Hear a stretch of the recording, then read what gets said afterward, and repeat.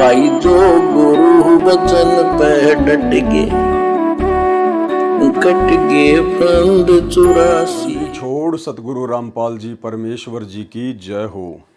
सत्साई भाई और बहनों, दया परमपिता परमेश्वर सारी सृष्टि के रचनहार कुल मालिक सतगुरु रामपाल जी भगवान की, जिनके विशेष आशीर्वाद से, जिनकी विशेष कृपा दृष्टि से, दया दृष्टि से आप और हम सभी साध संगति से जुड़े हुए सत्सेवक भाई बहन गुरुदेव भगवान के स्वयं के कर कमलों द्वारा किए गए सरलार्थ यथार्थ भक्ति बोध को पढ़कर अपने विश्वास को निरंतर उनके भक्ति मार्ग पर दृढ़ करते जा रहे हैं।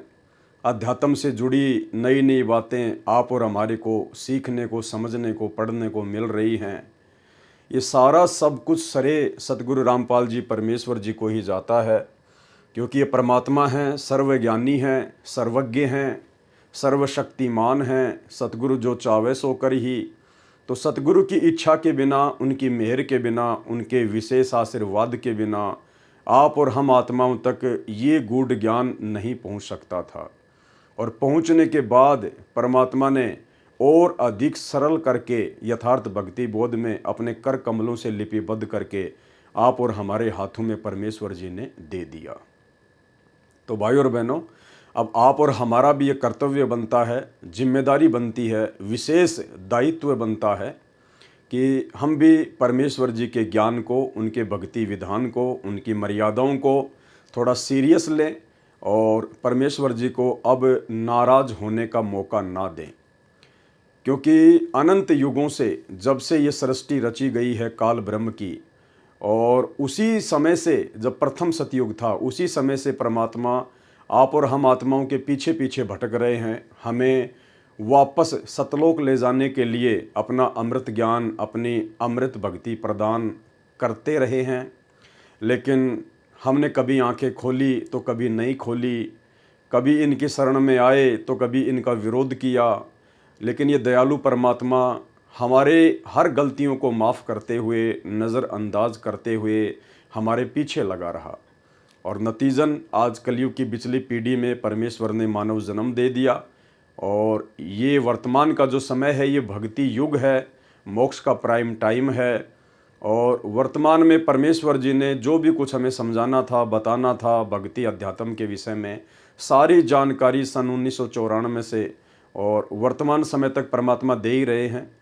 आज अपने मिशन को पूरा करने के लिए परमात्मा जिस तरह से हिसार की छोटी जेल में बैठे हुए हैं, और उस छोटी जेल में बैठकर आप और हम जितने भी भगत भाई बहन हैं जो बाहर 21 ब्रह्मांड रूपी बड़ी जेल में कैद हैं, परमेश्वर हमें निरंतर संदेशें दे रहे हैं ताकि हमें भक्ति में किसी भी प्रकार की कोई भूल ना पड़ जाए और काल का दाव ना लग जाए।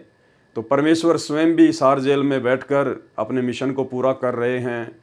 हम आत्माओं तक निरंतर अपने संदेशें पहुंचा रहे हैं।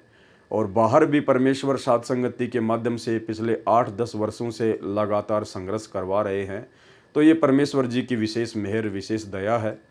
निस्वार्थ भाव से परमार्थ के लिए यदि कोई इस कदर संघर्ष कर सकता है तो वह स्वयं परमेश्वर ही होता है। तो भाई और बहनों, असुर निकंदन रमेणी का सरलार्थ चल रहा है। प्रथम पाठ पूरा हो चुका है, ये दूसरा भाग है, दूसरा वीडियो है। और प्रथम पार्ट में हमने बहुत कुछ सीखा, बहुत कुछ हमने समझा, जाना। और असुर निकंदन रमेणी के अंदर सतगुरु रामपाल जी परमेश्वर जी ने जितनी भी वैश्विक शक्तियां हैं, देवी देवता हैं, साधु संत महात्मा हैं, उन सब की महिमा की है, उन सब की स्तुति अपनी वाणियों में लिपिबद्ध करके छोड़ दी है। और आप और हम भगत भाई बहनों को पाठ करने के लिए असुर निकंदन रमेणी के रूप में सतगुरु रामपाल जी भगवान ने एक पुस्तिका बनाकर दे दी है।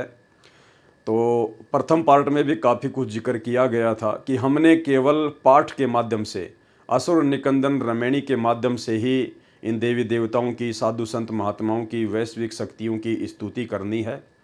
इसके अतिरिक्त हमने अलग से इन देवी देवताओं की किसी भी प्रकार की कोई भी स्तुति, इनका महिमा मंडन, इनकी जय जयकार नहीं करनी है। क्योंकि आज हमें गुरुदेव भगवान के तत्व ज्ञान से भली भांति समझ में आ चुका है कि इन वैश्विक शक्तियों के रूप में जितने भी अच्छे कर्म किए गए हैं, वो सारे कर्म उस कबीर परमेश्वर सतगुरु रामपाल जी भगवान के द्वारा किए गए हैं, उनकी शक्ति से किए गए हैं या फिर उनकी सत प्रेरणा से किए गए हैं।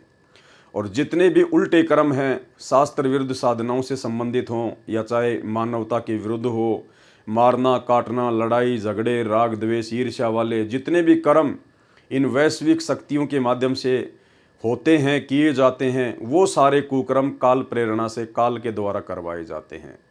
तो हमने महिमा केवल अपने गुरुदेव भगवान की करनी है, क्योंकि महिमा उसकी की जाती है जो सबसे ऊपर हो, जो सबसे सर्वशक्तिमान हो, जो दयालु परमात्मा हो, उसकी महिमा की जाती है। तो आज हमें पता चल चुका है कि वो करीम अल्लाह, वो सुभान अल्लाह, वो दयालु अल्लाह, वो सर्वशक्तिमान परमेश्वर, वो खुदा स्वयं धरती पर 8 सितंबर 1951 से परम पूज्य परमेश्वर सतगुरु रामपाल जी भगवान के रूप में प्रकट हैं। तो महिमा केवल हमने इन्हीं की करनी है, अन्य की नहीं करनी है। केवल भक्ति विधान के अनुसार हमने असुर निकंदन रमैनी का दोपहर के समय पाठ अवश्य करना है। उस पाठ के माध्यम से ही इन देवी देवताओं की स्तुति हो जाती है, ताकि ये प्रसन्न रहें, खुश रहें। वैसे तो यदि हम अपने गुरुदेव भगवान के वचन में रहेंगे, मर्यादित होकर भक्ति करेंगे, तो किसी भी वैश्विक शक्ति की इतनी हैसियत नहीं है जो समर्थ परमेश्वर सतगुरु रामपाल जी के बच्चों की किसी भी प्रकार से हानि कर सके, उनको नुकसान पहुंचा सके। लेकिन भक्ति विधान के अनुसार हमने हर किसी का आदर सम्मान करना है, लेकिन विशेष पूजनीय, विशेष आदर, विशेष सम्मान हमने केवल अपने गुरुदेव भगवान का करना है, जिनकी शरण प्राप्त करके ही आज हम सुखी हैं और इस काल लोक में सुख की सांस ले रहे हैं और इस काल लोक से हमारा छुटकारा होगा। बाकी हमने भक्ति विधान अनुसार रमैनी का पाठ अवश्य करना है, जो गुरुदेव ने हमें बताया। भाई जो गुरु बचन पे डट गए, कट गए फंद 84 के, कट गए फंद 84 के, कट गए फंद 84।